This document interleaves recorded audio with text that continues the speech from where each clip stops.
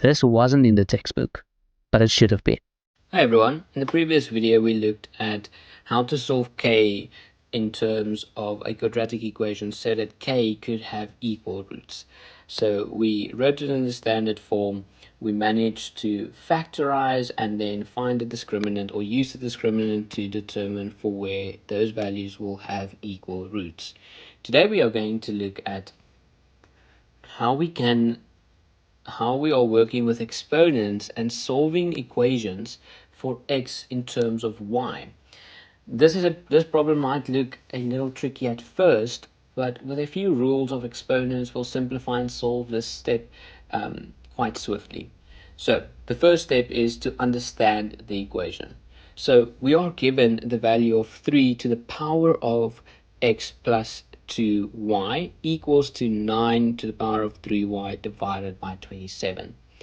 So here we want to write everything as powers of 3, because what we can see is that on the left hand side that is a power of 3.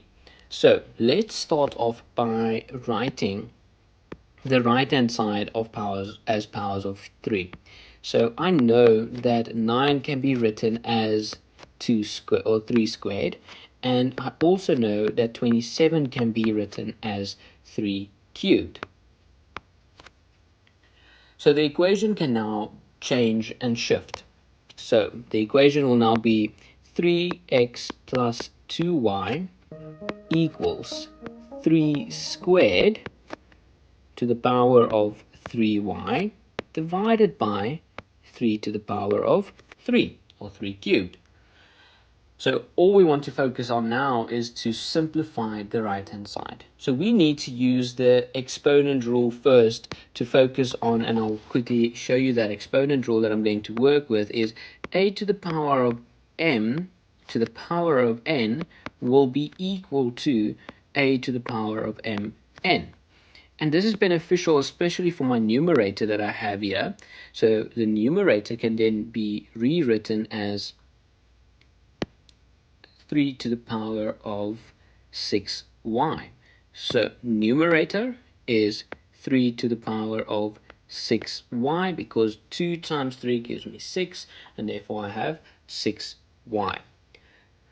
Now the equation, let's rewrite this equation again. So I have 3 to the power of x plus 2y equals 3 to the power of 6y divided by 3 to the power of 3.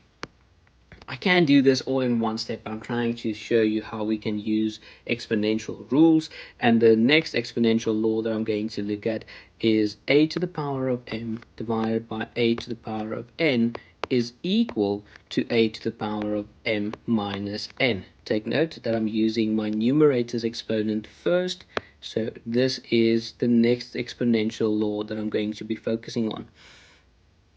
That leads me into being able to rewrite this equation as 3 to the power of x plus 2y equals 3 to the power of 6y minus 3.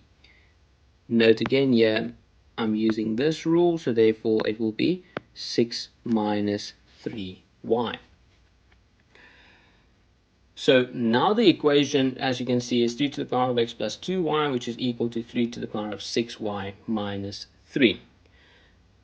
So since the bases are the same now, which we can see the bases are 3 and 3, I can now drop these bases and I can simplify and use algebra to solve x.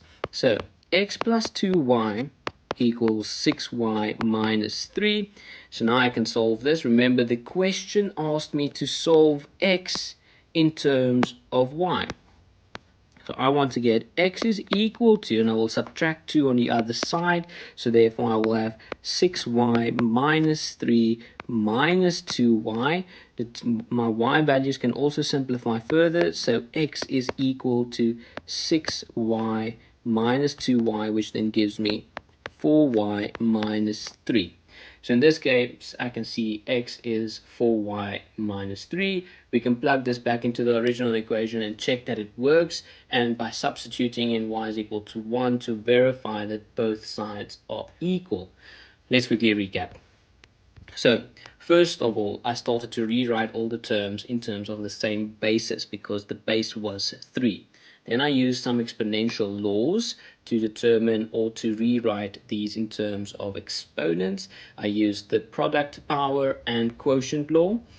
Once the bases were the same, I could equate the exponents, and then I simplified the linear equation.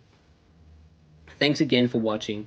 Don't forget to like, subscribe, and drop your exponential questions in these comments. And remember, exponents are much easier when everything has the same base. See you next time.